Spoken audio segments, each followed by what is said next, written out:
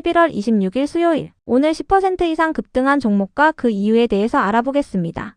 오늘 장은 오후 4시 키움증권 기준으로 코스피 지수는 2.67% 상승한 3,960.87포인트로 마감했습니다. 외국인과 기관은 매수로 임한 가운데 개인은 매도로 대응했네요. 오늘 코스피 거래 대금은 15조 원입니다. 한편 코스닥 지수는 2.49% 상승한 877.32포인트로 마감했습니다. 외국인과 기관은 매수로 임한 가운데 개인은 매도로 대응했네요. 오늘 코스닥 거래 대금은 7조 원입니다. 그럼 본격적으로 오늘의 급등 종목들을 살펴볼게요. 오늘 10% 이상 급등한 종목은 총 34종목으로 코스피에서는 4종목, 코스닥에서는 30종목이 나왔습니다. 이 중 상한가 종목은 삼양바이오팜, 바이젠셀, 이노테크, 그래피, 노타 5종목이고요. 오늘 하한가 종목은 없었습니다.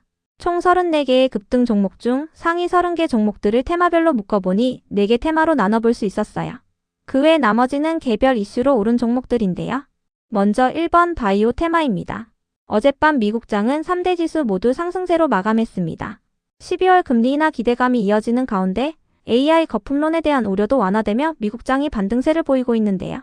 트럼프 대통령의 측근인 캐비넷 경제위원장이 다음 연준의장 후보로 떠오르고 있다고 전해지면서 12월에 기준금리가 인하될 것이라는 기대감이 커지고 있다고 전해졌습니다.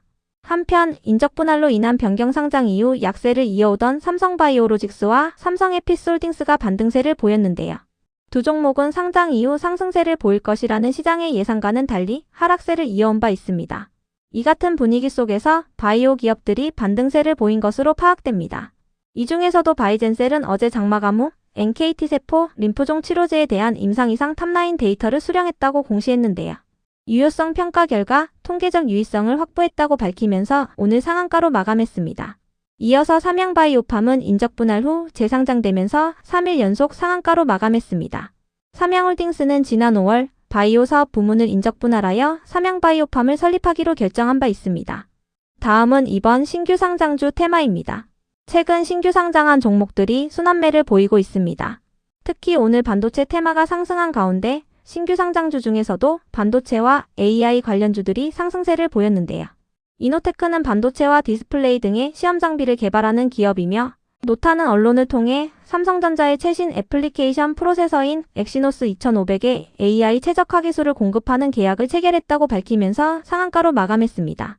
이번 계약을 통해 삼성전자의 엑시노스 AI 스튜디오의 핵심 기술을 제공한다고 밝혔는데요. 구체적인 계약 규모나 기간은 밝히지 않았습니다. 다음은 3번 2차전지 테마입니다. 어젯밤 미국장이 3대 지수 모두 상승세로 마감한 가운데 미국의 주요 전기차 기업들도 상승세를 보였습니다. 한편 리튬 가격이 반등세를 보이면서 배터리 기업들의 수익성이 개선될 것이라는 기대감이 나오고 있는데요. 현대차증권은 보고서를 통해 내년에도 리튬 공급 과잉은 지속되겠지만 리튬 가격은 올해가 저점이 될 것으로 예상한다고 밝혔어요.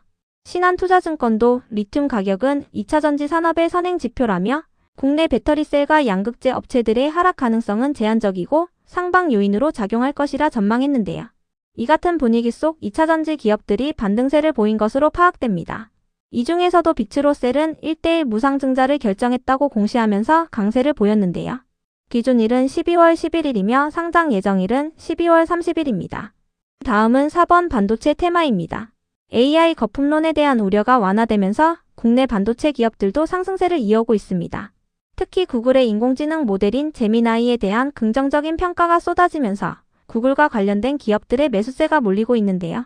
구글의 모회사인 알파벳 A는 최고가를 경신하고 있으며 메타는 구글의 인공지능 칩을 데이터 센터에 도입하는 방안을 검토 중이라고 전해지면서 동반 상승세를 보이고 있어요. 그동안 엔비디아가 독점해오던 인공지능 반도체 시장에 구글이 가세하면서 엔비디아와 TSMC 그리고 하이닉스로 이루어졌던 삼각동맹 대신에 구글과 브로드컴, 삼성전자로 이뤄진 동맹이 부상할 것이라는 전망이 나오고 있습니다. TSMC는 현재 추가 수주를 받기가 어려운 상황이기 때문에 구글의 AI 칩 생산에 대한 수혜는 삼성전자가 볼 수 있다는 기대감이 나오고 있는 것인데요. 이에 삼성전자를 중심으로 반도체 기업들이 상승세로 마감해 주었네요.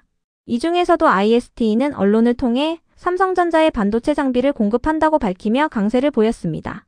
하이닉스에 이어 삼성전자에게도 수주 계약을 따냈다고 전해졌는데요. 내년 4월까지 삼성전자의 평택 공장에 장비를 납품하기로 했으며 구체적인 공급 규모나 기간은 밝히지 않았습니다. 이어서 레이저셀은 언론을 통해 대만의 최대 파운드리 업체와 반도체 후공정 공동개발 프로젝트를 확대하고 있다고 밝히면서 강세를 보였습니다.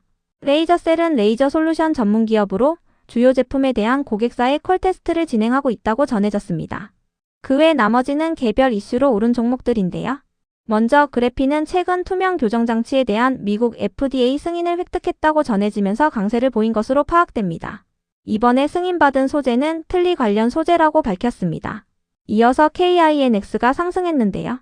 행동주의 펀드인 얼라인 파트너스가 전자공시를 통해 가비아의 주식을 공개 매수한다고 밝힌 가운데 가비아가 최대 주주로 있는 기업으로 부각되며 강세를 보였다고 전해졌습니다. 얼라인 파트너스는 가비아의 주식 최대 135만 주를 공개 매수하며 이는 발행 주식 총수 대비 10%에 해당합니다. 공개 매수 가격은 주당 33,000원이며 12월 14일까지 공개 매수를 진행할 예정입니다. 다음으로 사면은 미국 빅테크 기업 두 곳과 휴머노이드 관절용 액추에이터 공급 계약을 앞두고 있다고 전해지면서 강세를 보였습니다. 사면은 현재 대규모 프로젝트를 협의 중이며 빠르면 연말에 계약 발표가 가능하다고 밝혔습니다. 이어서 협진과 참엔지니어링, 코아스의 급등 이유는 파악되지 않았는데요. 이 중에서도 협진과 코아스는 어제도 특별한 호재 없이 강세를 보인 바 있습니다. 특히 코아스는 이화그룹과 경영권 분쟁을 겪고 있다는 기사가 있었으니 참고해주세요.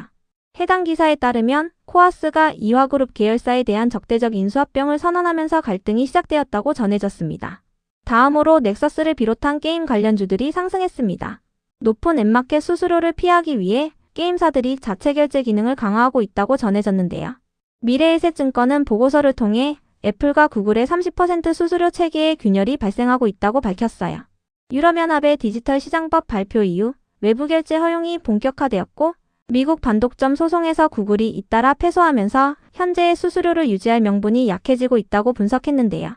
이에 따라 앱마켓 결제 수수료가 15%에서 20% 수준으로 인하될 가능성이 있으며 수수료 인하가 현실화될 경우 게임사들의 즉각적인 수익성 개선으로 이어질 것이라고 밝혔어요.